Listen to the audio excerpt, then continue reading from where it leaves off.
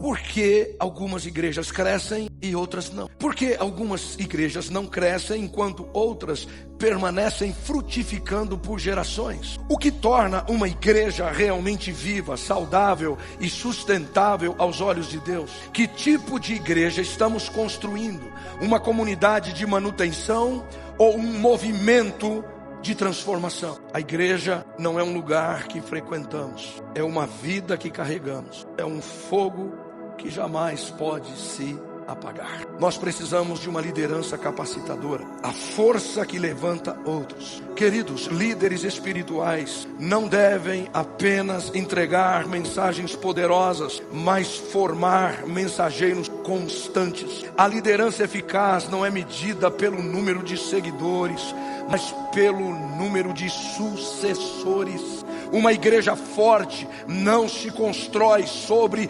talentos individuais, mas sobre líderes que levantam novos líderes. Liderar é gerar herdeiros espirituais, não dependentes emocionais. Pense, você que é líder em qualquer área, qualquer que seja a sua área de atuação, de ministério, pense comigo nisso. É sobre você, é com você que Deus está falando. Quem você está formando hoje para continuar a obra amanhã? Porque uma das verdades mais negligenciadas nas igrejas é que o crescimento da igreja não depende primariamente da presença de líderes fortes, mas da existência de líderes que formam outros líderes. Essa é a essência da liderança capacitadora. Igrejas que crescem naturalmente são aquelas onde líderes investem deliberadamente no empoderamento de outros, em vez de centralizar funções ou manter o controle. Essa liderança não é sobre mandar, é sobre preparar. É menos sobre protagonismo pessoal e mais sobre despertar protagonismo nos outros. Em outras palavras, o ministério deixa de ser um palco onde poucos atuam para se tornar um campo onde muitos são treinados, enviados e frutificam.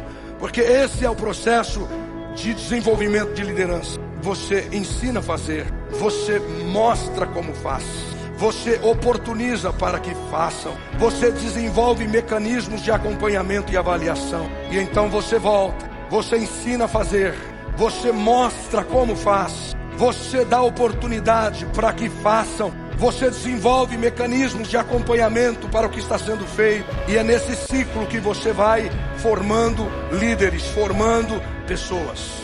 O líder que não forma outros líderes está preparando o fracasso da missão. Capacitar pessoas é plantar árvores que continuarão dando frutos muito depois que você partir. O que é um legado? Hoje fala-se muito em legado. Você tem que deixar um legado. Legado. Queridos, por favor, me ouçam aqui nisso. Legado não é a lembrança de tempos melhores quando o antigo líder estava presente. Isso não é legado, isso é nostalgia, isso é saudosismo. Eu não quero daqui a algum tempo alguém olhar e dizer: ah, porque no tempo do pastor Onésimo, porque no tempo do pastor Onésimo. Isso não é legado, isso é nostalgia, isso é saudosismo. Eu preciso construir algo que mesmo depois da minha partida, isso continua reverberando. Porque pessoas foram treinadas para que deem sequência àquilo que foi deixado. Então nós não ficamos apenas olhando para o passado e a gente sentindo saudade de um tempo, de alguma coisa que aconteceu lá. Não, é alguma coisa que está acontecendo aqui como resultado do que foi feito lá. Isso sim é legado. Você precisa trabalhar de tal modo que quando você se ausentar, a coisa continua girando do mesmo jeito. Líder, escute isso. Quando você faltar, as coisas vão acontecer do mesmo jeito. E tudo bem, glória a Deus. Você preparou o povo para isso. Como é quando você não está? Liderar não é licença para mandar.